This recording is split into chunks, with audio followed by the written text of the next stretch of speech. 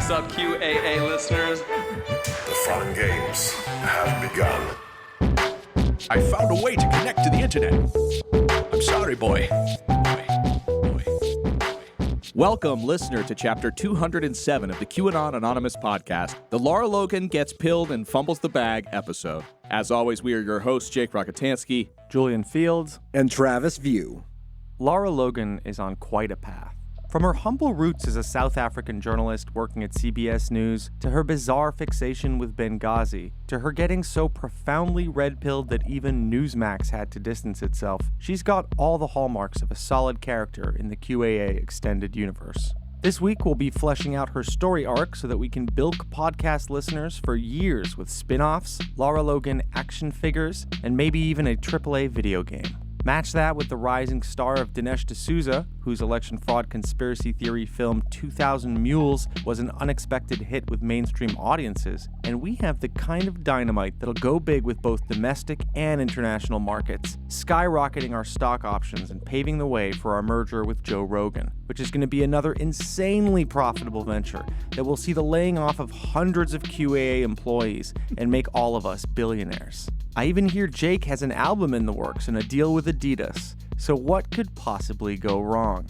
By 2024, we'll be living in the Jayco system and have Travis View's portrait hanging above every mantle in the country. In the meantime, we've got some work to do getting you to like these two insanely unlikable figures that are nonetheless our golden geese, Dinesh D'Souza and Lara Logan. Before we jump into the rest of the show, I just wanted to tell you about the upcoming dates that we have on the, broadly speaking, East Coast. So we will be in Philadelphia at the First Unitarian Church on November 12th. Tickets still available. Tickets to the Brooklyn show at the Bell House on November 14th are unfortunately sold out. Washington, D.C. on the 15th still has tickets available at the Howard Theater. Come check us out.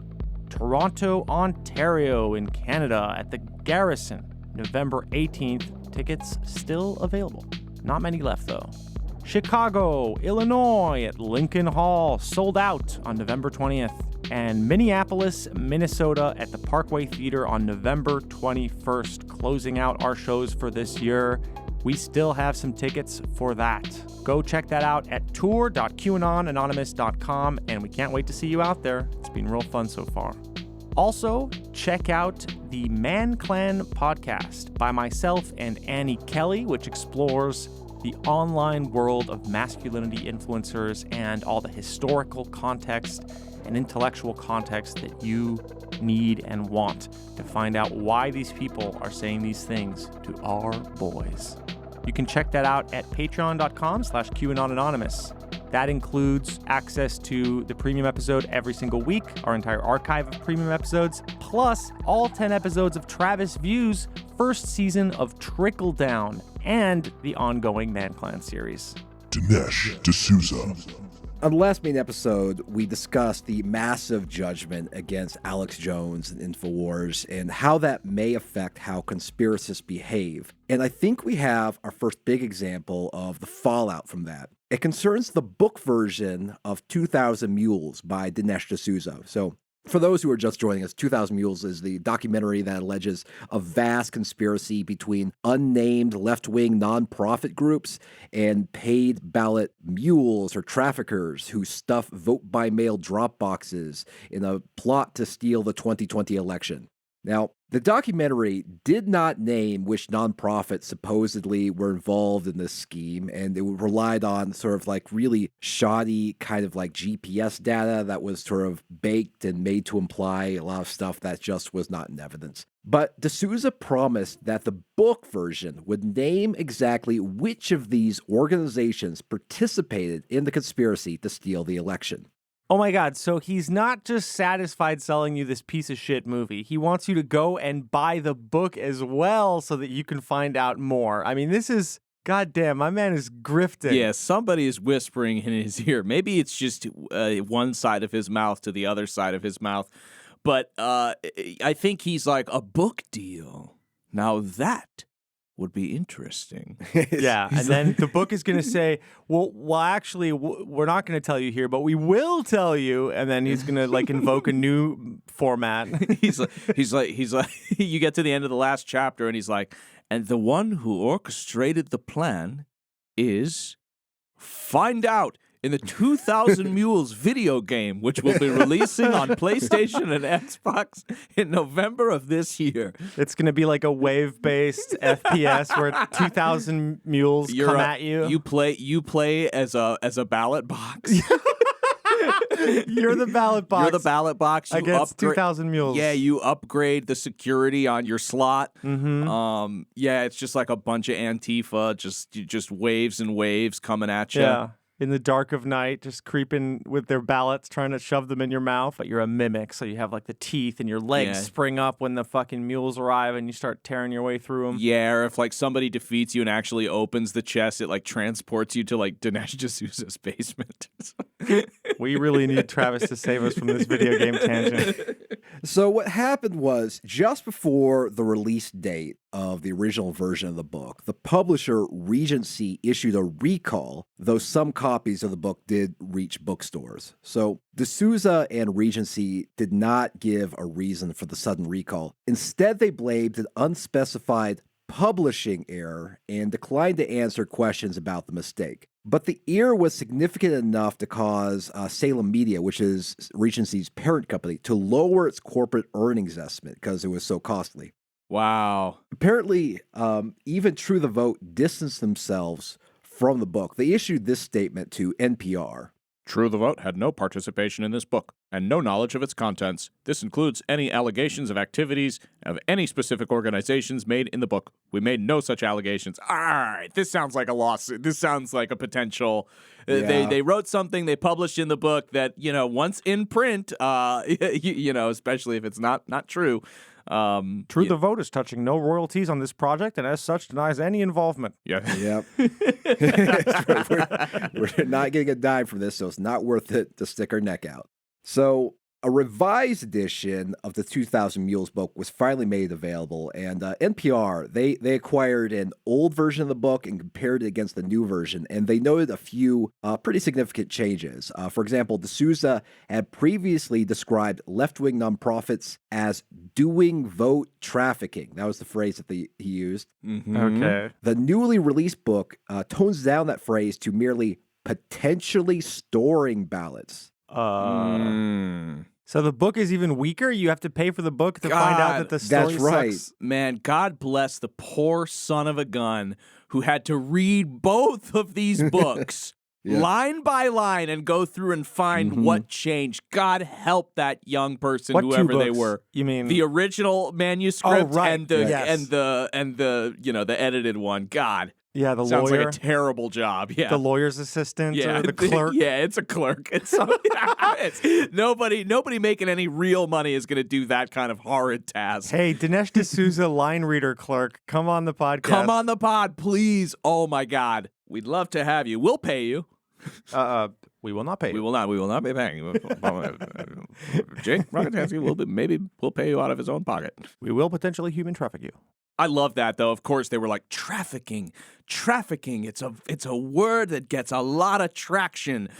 So let's just use it for all of the things. Vote trafficking and abortion trafficking and what else could they apply this to? By the way, I do want to mention that the reporter at NPR who was involved in this is named Tom Dreisbach. And he apparently he drove around from like bookstore to bookstore trying to find a copy of this book before finally coming across it. Well, God bless his soul, too, because I know, as somebody who was an assistant for many years, driving to multiple stores to find a particular item can be a little bit taxing on the old brain. So the original version of the book names specific nonprofits supposedly involved in the scheme, but those have all been removed in the actually published, released one. Now, in lieu of listing specific groups, D'Souza writes, True the Vote shared their names with me and has offered to make them available as needed to the appropriate law enforcement authorities. So he stands at the ready should the FBI come knocking at his door. It says, thank you, Dinesh, for saving the Republic. Now, you can't know exactly what on inside of Regency that prompted this very drastic response, but I think it's reasonable to speculate that lawyers inside the company saw what happened with like Fox News over the Seth Rich lawsuit settlement, and they saw what happened with Alex Jones and the Sandy Hook judgment, and they just did not want that heat. In fact, they decided that the financially prudent thing to do was like take the hit from like recalling the books and doing a revision and doing a reprinting, and in order to avoid the risk of a serious lawsuit. So, that's an interesting development, and I think it's a positive one. If these companies decide that, there actually is, because, I think that, money is the only language that these people speak or understand. So, so if they decide that there are actually costs to outright lying about people, then maybe it will prompt them to scrutinize their own claims a little more closely.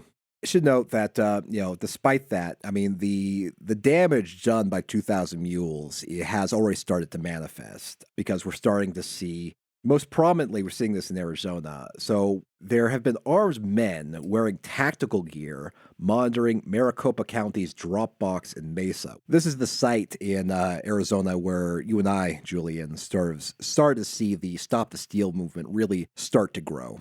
Yeah, that's a great place to hang out with one's guns and pals, and maybe put on like a Hawaiian shirt. So these intimidation tactics have already sparked 2 separate lawsuits. According to one of those lawsuits, the people accused of voter intimidation are influenced by 2,000 Mules.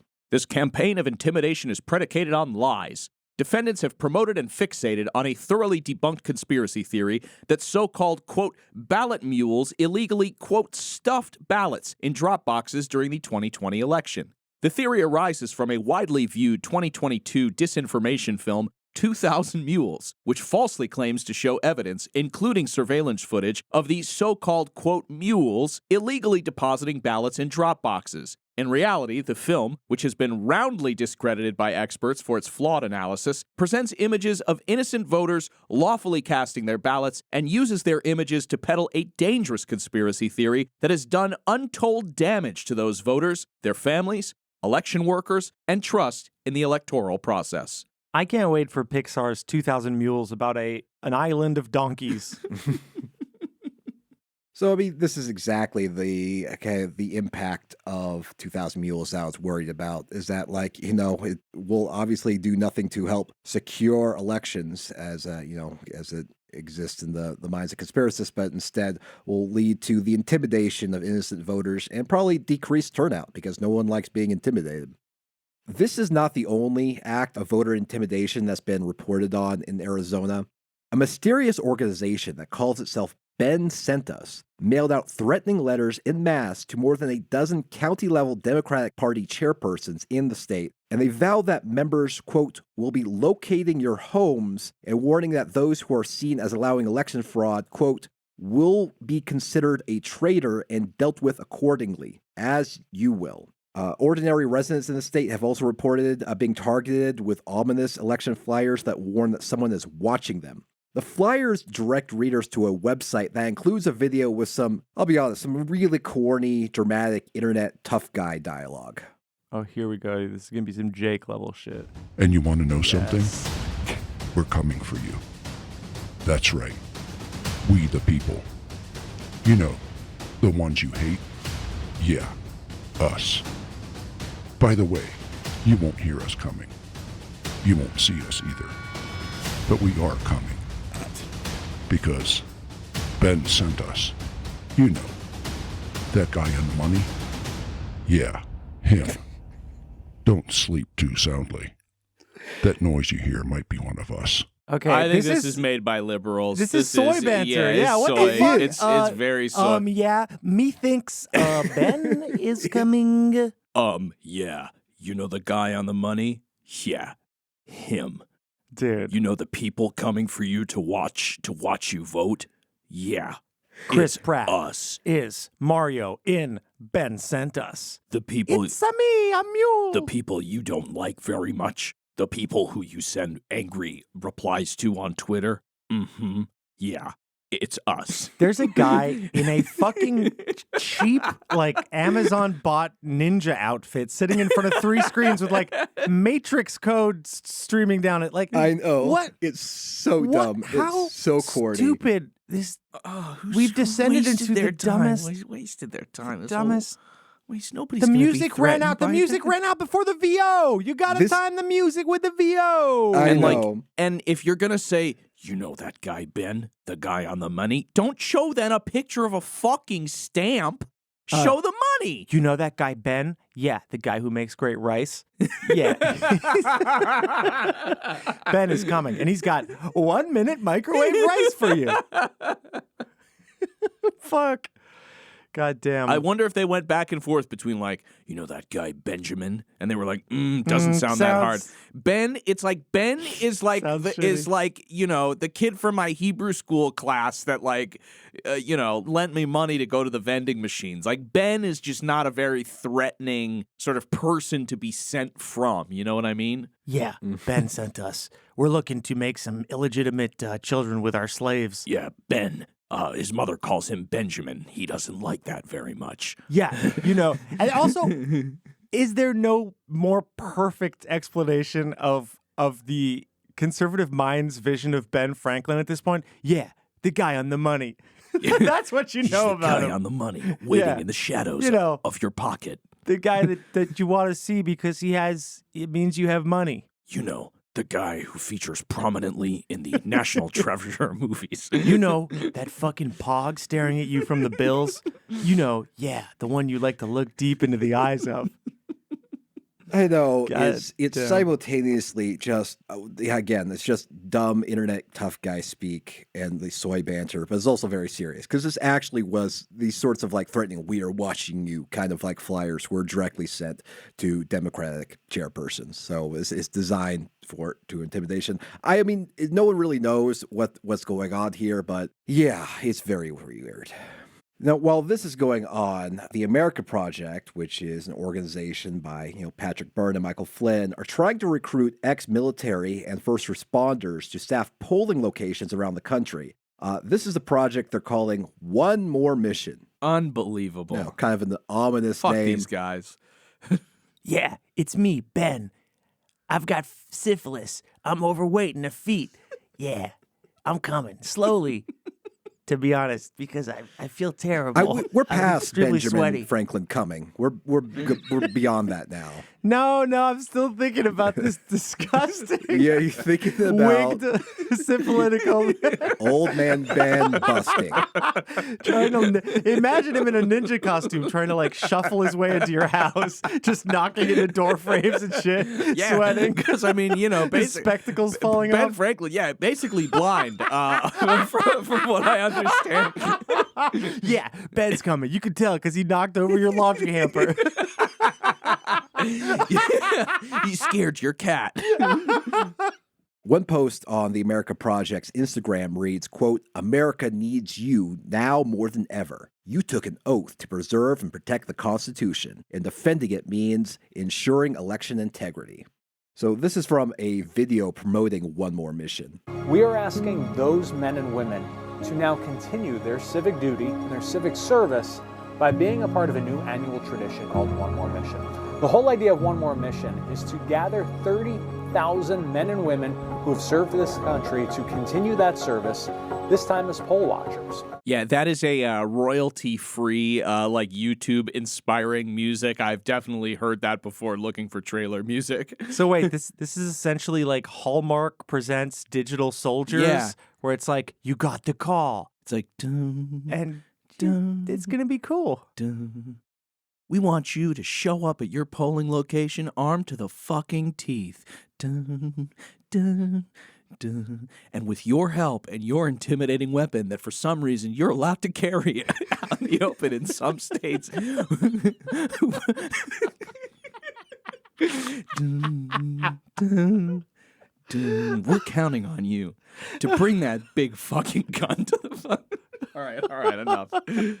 It's not a funny bit. Oh But, my like, god! Imagine the military giving you one last call, and it's like, yeah, you're gonna go and like annoy people and wear like fucking badges, and But maybe this you'll is- make a homemade sign about this is- Sharpie Gate. This is like what John Schneider in the movie we did for Premium Yes. is like waiting for. Yes, He's like waiting this is for it. that call. Becoming annoying. That's Yeah. it. It's like become annoying. It's like, because I think the majority of people here, their one last mission will just be to bother people in the street, bother strangers, and yell political things at them that maybe those people don't even understand because they're not as like brain poisoned as you know? Well, it sucks because like both sides do this.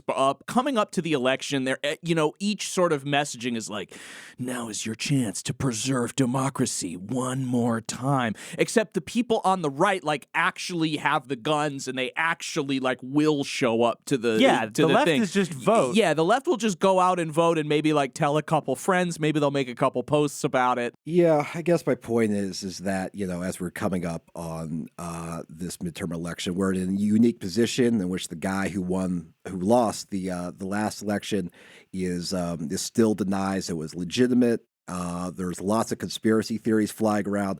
Ex-military people are being recruited to serve as poll watchers. It's potentially an ugly time. I don't like making predictions. I especially don't like doing any kind of like fear mongering, because if you talk about how scary and threatening things are, then you're no better than Alex Jones. But I feel like there are lots of ugly elements right now that make this coming election potentially going to involve, casualties. So we'll see. It's not great. And the real thing that you need to keep in mind is when you're watching TV and seeing the results come in, or when you're casting your vote, just remember that reality doesn't exist. You can just think that your truth is being honored. So it's like, vote your truth, interpret the results in your truth, and just be in your truth. There is one way for all of this to be believable and real, and that's if your side wins. If you win, it was legit. Even then, it won't feel real. That's why QAnon exists in the first place, because it didn't feel real. It didn't feel like a win. It didn't actually get anything accomplished. The same way that the liberal win of the presidency hasn't dramatically changed any of the things that, liberals were screaming about during the Trump years. It hasn't really changed the cruelty of the prison system. It hasn't really changed the cruelty of the immigration system. It hasn't really necessarily, changed our foreign aggression or, our path towards war with certain other nations. So, at the end of the day, your truth is probably actually better, because it's like, even if you win, it's going to feel kind of weird. And guess what? In 2 years, you're going to start getting emails again about how fucking democracy's under attack. And if you don't vote this time, then things are going to go to shit. I've gotten more emails about democracy being under siege. Here's the thing about those emails. They only have to be right one time. I mean, I look forward to the, Dark Brandon Caliphate, or Trumpistan, or the Great American Divorce, or whatever's going to happen next, because what is certain is that this podcast will have things to study for years to come. Obviously, we have deep connections into the system, and we've been manipulating it so it got stupider and funnier. And as a result, we'll have content. I also want to discuss, like you mentioned, Julian, Lara Logan and her journey from being a highly respected reporter for CBS News to being two-pilled for Fox News and Newsmax, because this is perhaps what the most dramatic falls from journalistic grace ever. Lara Logan recently got some renewed attention when she said during an interview on Newsmax with Eric Bolling that the elites dine on the blood of infants. I believe that good is greater than evil, and I believe that the fallen angel, otherwise known as Satan, doesn't get to prevail in this world. So if you follow the Bible, or if you follow the Quran, or you follow the Book of Mormon, people talk in various different ways about the end times. And if you fight for God, God will fight for you. But humanity. Final thought, Lara. Final thought, though. I have to ask you this, because my audience is very God-fearing, God-loving, etc. Final thought. Only a couple of seconds, please. Is God okay with a closed border? It's much bigger than that. God believes that in sovereignty and national identity and the sanctity of family and all the things that we've lived with from the beginning of time. And he knows that the open border is Satan's way of taking control of the world through all of these people who are his stooges and his servants. And they may think that they're going to become gods. That's what they tell us. Yuval Noah Harari and all the rest of them at the World Economic Forum. You know, the ones who want us eating insects, cockroaches, and that while they dine on the blood of children. Yeah. Those are the people, right? They're not going to win. They're not going to win. Well. Yeah. Final thought there, Lara. Oh my God, we have regressed so far back. I mean, these are the kind of conversations that they would have had on like, on like a wooden stage in like the 1800s, being it's, oh my goodness. I think our friend Will over at Chapo said it best when he said that it seems like a large part of America now has the belief system of a medieval peasant with none of the socioeconomic justifications for it. Yeah. Yeah. I mean, my favorite part about this clip, so she got a bit in trouble for that, to the point that like Newsmax distanced themselves from her. But the things that she was doing fine when she said Satan wants an open border. No problem with that. When she was doing fine when she was saying, oh, like the elites want us to eat bugs. You know, this is like, you know. But as soon as she said they died on the blood of infants, that's when she crossed the line. This is, I think, a characteristic of Lara Logan, is that she gets the general vibe of like right-wing conspiracism, but she always takes it a single step too far. Yeah. Yeah, new Kanye Lara Logan collab incoming. Oh, for sure. Yeah, I laugh, but it's not that funny. Yeah, I mean, I could see a Adrenochrome Yay album coming. Yeah, just doing full-on blood libel. Yeah, sure. Newsmax, in a statement, said that it condemns in the strongest terms the reprehensible statements made by Lara Logan. They also said that they have no plans to interview her again. When the Daily Beast asked whether Eric Bolling or the network plans to address the ordeal on air, a spokesperson said that Newsmax statement condemning Logan's statements will suffice, and they emphasized that the network is not actually cutting ties with her because they have no ties with her, and they never had ties with her. Furthermore, the spokesman said Newsmax has never had a relationship with all, instead pointing out that she was a frequent presence on Rival Fox News. Not only do we have nothing to do with Lara Logan, but she was actually a frequent, she was hired by Fox News, the other news network. They interviewed her more. Yes, right. Yeah. So they're trying to dump the blame. So that's how far she's gone. Now, it's just really extraordinary.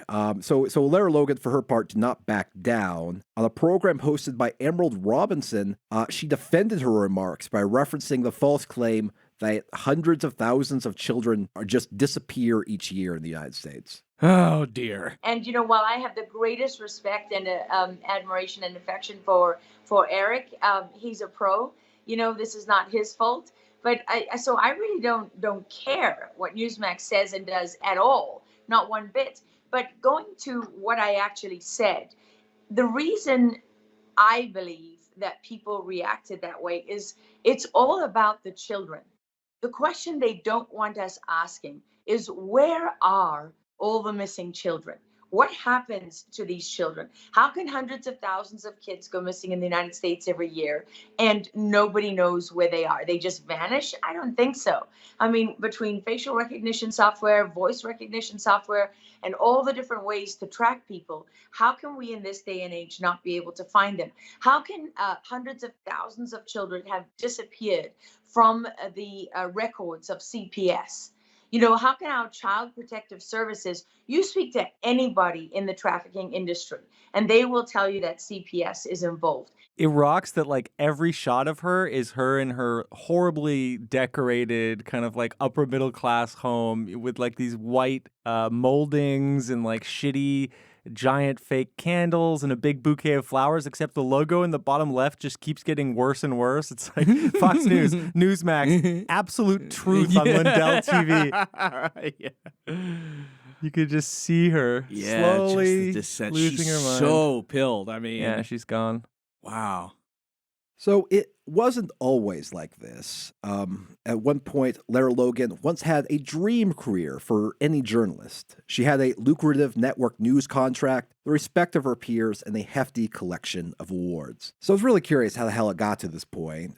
So I kind of reviewed her history of reporting, and what I found that she is a woman who could have had it all, but she fumbled the bag big time, not once, but twice. So let's start at the beginning. So she came from a well-off South African family, one of 3 children, but it was torn apart when her father, a textile importer, confessed to having a child by another woman when Logan was 8 years old. She says that she got her start in journalism in the late 80s while still in high school. I started out in South Africa as a print journalist when I was 17 and still in high school. I pretty much thought that I was going to be, making tea and cleaning up after people. When a veteran journalist said, I went up to her, she came to speak to us at school about the extra parliamentary political activity of women in South Africa who were fighting apartheid, and which was a system of racial division and oppression in South Africa. And she gave me, the opportunity. She was like, well, come by the paper. And, the news editor had a cigarette butt hanging out one side of his mouth, and he had pockmarked skin, and every second word was a curse word, and, a cup of cold coffee in his hand all the time. It was a real old school newsroom. When I went there, that was in 1988. I think that was, wow, it seems a long time ago.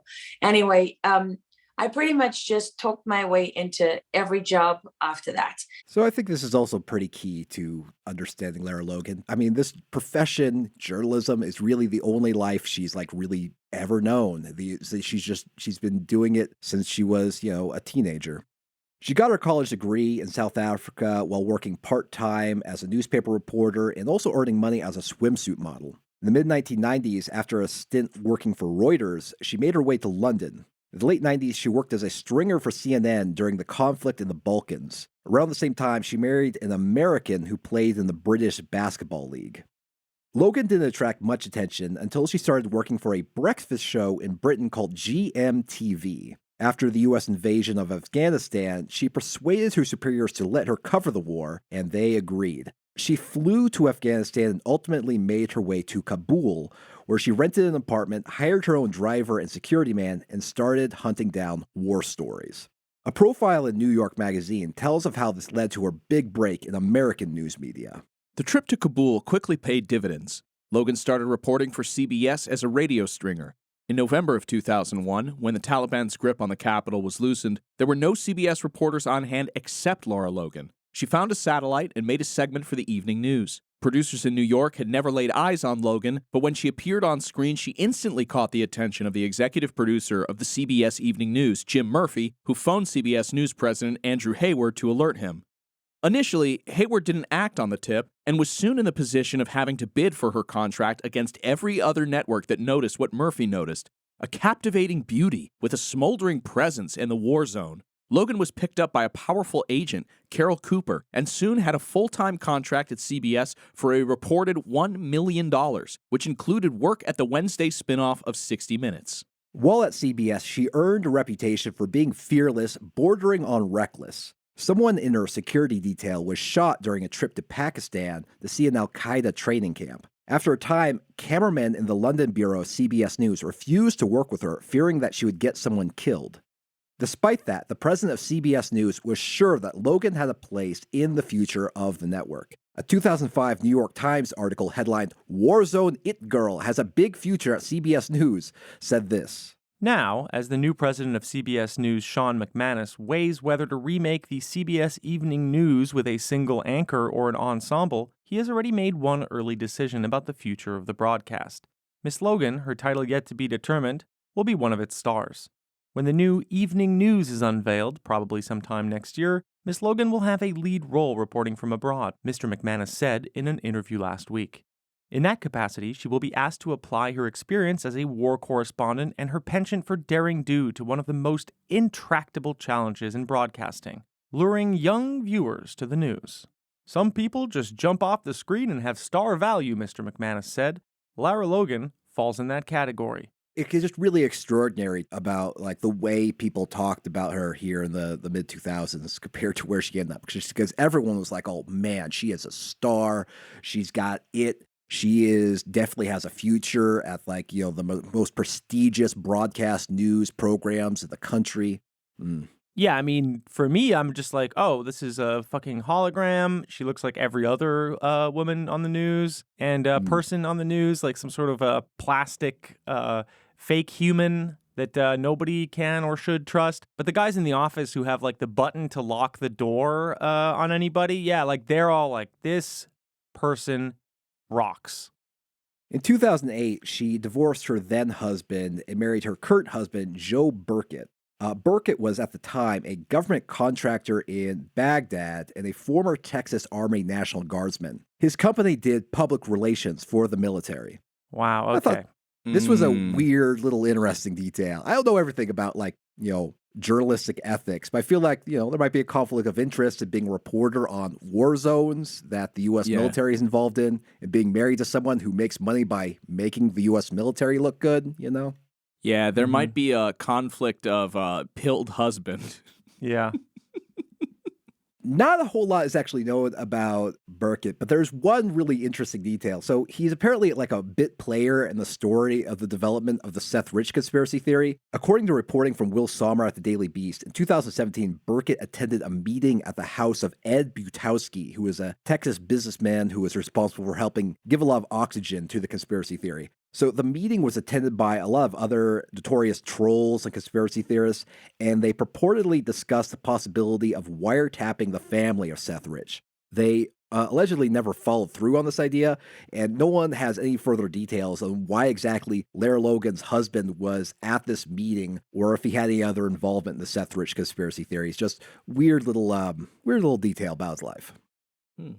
Now, I don't want to linger on this point, but one of the most reported events of Lara Logan's time at CBS News was her horrific sexual assault in Egypt. This occurred in 2011 when she was reporting on the fall of the government of then-President Hosni Mubarak. While among a group of men celebrating in Tahrir Square in Cairo, she was ripped away from her producer and bodyguard by a group of men who tore at her clothes and groped and beat her body. She estimated that she was assaulted for about 25 minutes before being rescued by a group of civilians and Egyptian soldiers. I mean, she's very, very open about this. I remember when this was like was all over the news, and there was they had videotape of her being ripped away, and yeah, I mean, it's fucking awful. Yeah. Really, really, really wretched stuff. But yeah, she has discussed it extensively for anyone who really wants to learn more.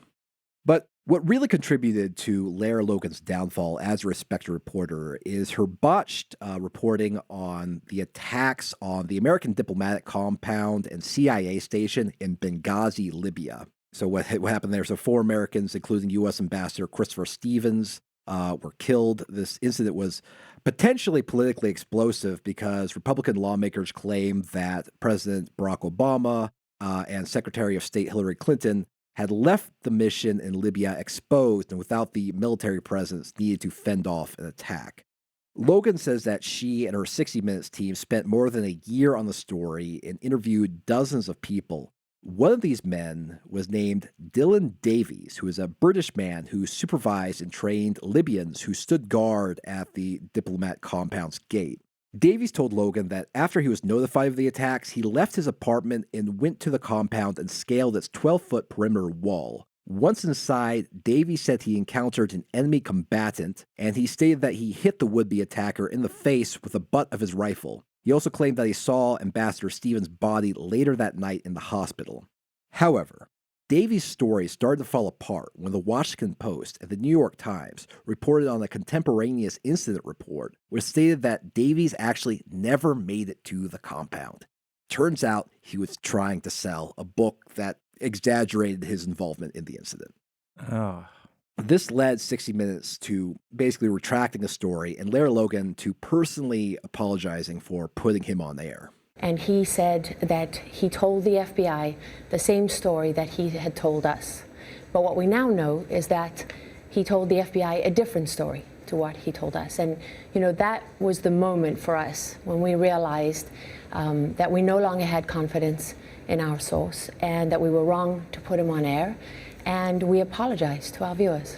It was later revealed that 60 Minutes' usual fact-checking procedures were not followed. No calls were made to the State Department or the FBI specifically to vet Davies' claims. And it was just kind of a scandal because it was entirely possible to check whether or not he actually told other people the same story that he later told 60 Minutes. And turns out he did not do that. They applied the classic analysis of sounds cool. Yeah, that was basically it. They thought he sounded trustworthy enough. Logan was forced to take a leave of absence due to the errors in the Benghazi report. In 2014, a story in New York Magazine detailed the drama surrounding the botched report. In a later defamation suit, she claimed that that particular New York Magazine report harmed her ability to find other work, and also CBS cut her salary. She said that she was making $2.1 million in 2014, but that was reduced to a measly $750,000 in 2015. Honestly, barely livable, but still, that's a lot of money to lose. That's really sad. I mean, how the fuck are you going to afford the white moldings on your interiors if you could only make $750,000 a year? Yeah. In 2018, she quietly left CBS after her contract expires. Now, it is better now, though. She gets paid, 15 MyPillows a year? Yeah.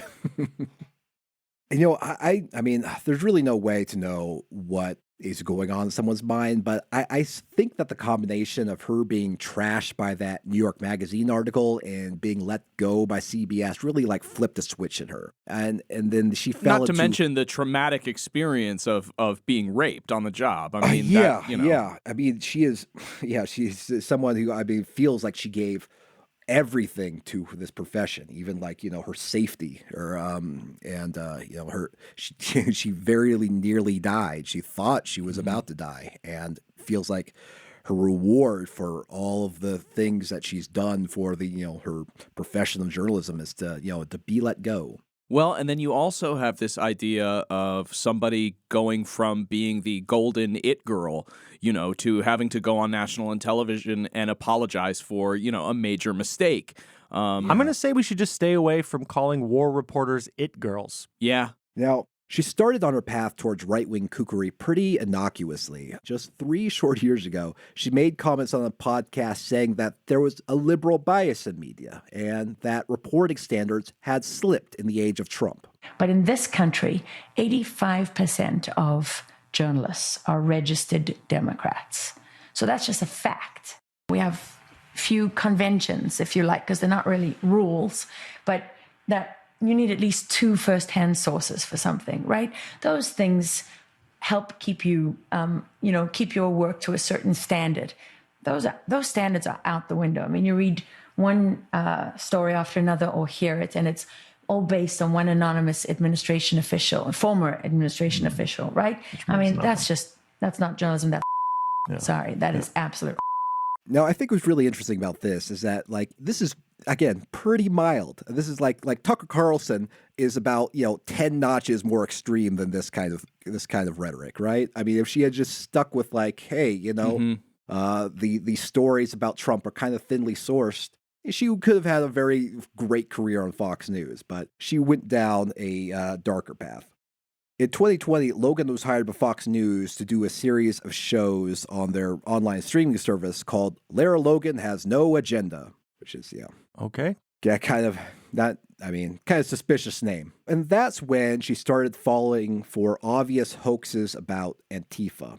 On May 31st, 2020, for example, she tweeted out an image of a document she alleged to be an Antifa battle plan, claiming that they had infiltrated law enforcement and provided a riot manual for protesters. All those Antifa cops, of course, who are just rotten. The document, however, was merely a recirculated version of a hoax that was first peddled during the April 2015 Baltimore riots over Freddie Gray's death in police custody. The document is not real. The following day, Logan posted a picture of a tweet purporting to come from a national Antifa group threatening to terrorize majority white neighborhoods. The tweet she cited said, quote, "Tonight's the night, comrades. Tonight we say, fuck the city, we move into the residential areas. The white hoods and we take what's ours. And then they included a black raised fist emoji. This obviously was also not real. It also includes a hashtag Black Lives Maters, missing a T, and a hashtag Fuck America. It has a middle finger emoji that, of course, is black. Yeah. Just really shoddily done stuff. It's like all those conservatives who take photos of like, their house or their car that's been spray painted, and it's just clearly like a false flag that they put together. That tweet actually came from a fake account linked to a white nationalist group, Identity Europa, and they are posing as Antifa while calling for violence. So it seems like she did not learn her lesson from her bungled Benghazi report about fact-checking. The fact that she kept falling for obvious hoaxes was reported on by Media Matters and others, but instead of just admitting that she made a mistake, she accused Media Matters of trying to smear her in this tweet. I am not going to play their game. I am not going to let the truth be suppressed or obscured.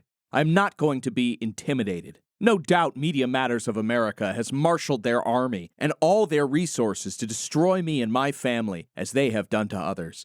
God damn it. Like, how come whenever somebody's attacked, it's because somebody is funding them and they are trying to silence them, as opposed to just like, maybe they're saying dumb shit?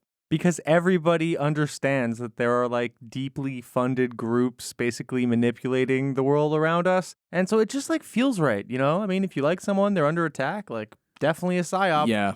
This right now is a little bit crazier than just saying, hey, the media has a liberal bias. But I think it's still within the acceptable range of weird shit you can say and still appear on right-wing media. So it's not, she isn't like totally out of bounds quite yet. But she just kept getting worse. During a November 2021 appearance on Fox News Primetime, she compared Dr. Anthony Fauci to Joseph Mengele, the Nazi doctor who worked at Auschwitz during the Holocaust.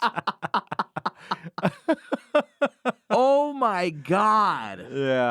Yeah. Good stuff. Oh my goodness. I'm sorry, but Fauci just doesn't have... He does, yeah. He doesn't have the juice, Yeah, man. he doesn't have the juice to be a Mengele. Yeah, what the heck? He's too milquetoast. It's always funny when, like, conservatives pick a figure that's that, like, milquetoast and kind of meek, and they're like, this guy is, like, the biggest Nazi mastermind doctor in history. And so in that moment, what you see on Dr. Fauci, this is what people say to me, that he doesn't represent science to them. He represents Joseph Mengele, Dr. Joseph Mengele, the Nazi doctor who did experiments on Jews during the Second World War and in the concentration camps. And I am talking about people all across the world are saying this. Oh, boy, the two Fox News broadcasters are like... It's gotta suck being an anchor on Fox News to some degree, because anytime you have a guest on, you've got a 7 out of 10 chance that they're just gonna pop off with some really bizarre fucking potentially get you in trouble kind of shit. Oh yeah, your entire job is to keep a completely straight face, to have no reaction when someone does like crazy out there stuff. So Logan's comments were panned by a number of Jewish groups and the Auschwitz Memorial and Museum. When you're fighting with them, you're not in the right path. She was also reportedly dropped by her talent agency following the comments. On an interview on the Eric McTax's show, she said that she was pushed out by Fox News. Did you feel that you were pushed out, or did you step away? No, I was definitely pushed out. I mean, there's no doubt about that. They don't want independent thinkers. They don't want people who follow the facts regardless of the politics. You know, I always say I don't belong to any party. I don't belong to any one side. And while people, they want to cast me as the darling of the right wing and so on, I really don't worry about media organizations who for years have reported false stories. Why should I care what they have to say? Why, when someone goes to the far right, do they say they don't like either side? I mean, it is so funny. It's like, no, you like one side too much. Yeah. It's always the same thing. Fair and balanced, no agenda, right in the center. It's like, oh, so you are a far right lunatic. It's just, for some reason, that's always a red flag. The funny thing is, this, I think it's another good example of like where for some reason Lara Logan she gets the gist of like the narrative she should be pushing if she wants to be a right-wing pundit, but she doesn't know where the line is, right? Because if she said Dr. Fauci is evil, if you even said Dr. Fauci should be fired and arrested, like she would be fine. Instead, she took it that step too far, and then she got dumped by Fox News. Earlier this year, she appeared on the Charlie Kirk show and said that vaccines are killing people, which prompted Charlie Kirk to try to cut away from her to a break. Look at what we have, comorbidities. The vaccines are killing people. So, while some people may believe that we got to get to a break. They're saving some people. They're actually murdering people. This is, genocide by government. Right. So we got to get to a break, Laura. Again, she two-pilled for Newsmax, two-pilled for Fox News, two-pilled for like independent sort of like, Charlie Kirk show. She's just going spiraling down. So now that basically her home is like QAnon shows. She's too honest, man. She's just too honest. They're in, Charlie Kirk is talking with his producers after the segment being like, man, she can say that kind of stuff. She just has to sort of say it in a way that, sort of backs away from total responsibility like we do. Like she's not media savvy enough to hang with anything, any far right content that's like above the QAnon swamp. On a recent interview with the QAnon show And We Know, Lara Logan claimed that the theory of evolution was financed by the Rothschilds, which is not true. I mean, when I found out, does anyone know who employed Darwin, where Darwinism comes from? Go ahead. Well, I mean, look it up. The Rothschilds. Yeah. It goes right back to 10 Downing Street. All the way. And the same people who employed Darwin. And that's when Darwin, wrote his theory of evolution and so on and so on. And I'm not saying that none of that is true. Right. I'm just saying Darwin was hired by someone to come up with a theory. Jesus Christ. Come on. What the fuck is she reading? It's one thing to say, Fox News was hired by someone to oust her or, whatever, but to go all the way back and say Darwin was at the end of the puppet strings of the That's oh awesome. my God. Yeah, what is she reading? I want to know. Yeah, she's reading some deep white supremacist lore. Yeah, I bet her websites, I bet they look bad. I bet they look like GeoCities pages. She also has her own, I guess, self-produced show, and on it recently, she claimed that the United States was founded by people who were fleeing the influence of the Rothschilds. The audio quality on this clip is abysmal, but again, this appears to be a totally self-produced show of hers. If you go back to the founding of this country back in 1776, right? And you look at how this country was founded. You had people who were escaping the reach of the Rothschilds and, the central bankers of today, those old families. You had them break free of their clutches and head for the colonies, right? Head into uncharted waters. And the Illumins at the time, which is the hierarchy of the Illuminati, they allowed that to happen. They had people watching this experiment to make sure that if it indeed did succeed, that they would have the ability to influence it and control it. Wow, she's bordering on uncoverable for a podcast. The sound is just so fucked up. Yeah, right. She is just rambling about, it sounds like weird, deep Nazi lore, frankly, and a just bizarre, horrible sound quality. I mean, I just want to just again, like 17 years ago, like the New York Times was writing about what a bright, incredible future in broadcast journalism she has, and now she's here. Let this be a lesson to all who listen. Yeah, you've got 20 years ago, you're the top pick, $1 million contract, to be, sought after by all of the major media news organizations. You're on the morning shows, you're on the evening shows, your sound quality is excellent, your picture quality is fantastic. And now, due to an unflinching belief in conspiracy theories, your audio sucks, your picture quality sucks, you're rambling about like ancient Nazi lore, to I have to imagine that the size of the audience is not what it was in the 60 Minutes days. No, it's not. I think it's I feel like this is another casualty of being deeply pilled. Well, and because of the, sort of conspiracist sort of mindset, the reason for this is, I'm being suppressed. I'm being suppressed. And you take on the role of this resistance sort of broadcast underground radio. I'm getting this out. I have to do it on my own. This is all self-funded now. It's, I am the last voice. You're Woody Harrelson on the mountain as the volcano explodes in the 2012 John Cusack movie. Like, if there isn't a more stark sort of portrayal of the descent from grace, that's caused by latching on to wild conspiracy theories, especially far-right ones, I don't know one.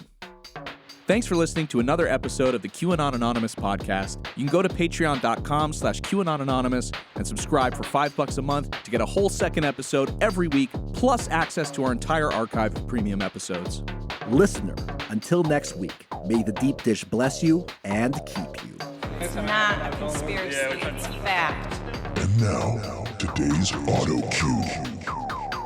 So the statement that you said was the world leaders dying on the blood of children. And what I want you to do is to take this moment to explain, as an investigative journalist, to explain what do you mean? Well, first and foremost, what I want to tell you is that it's all about the children, right?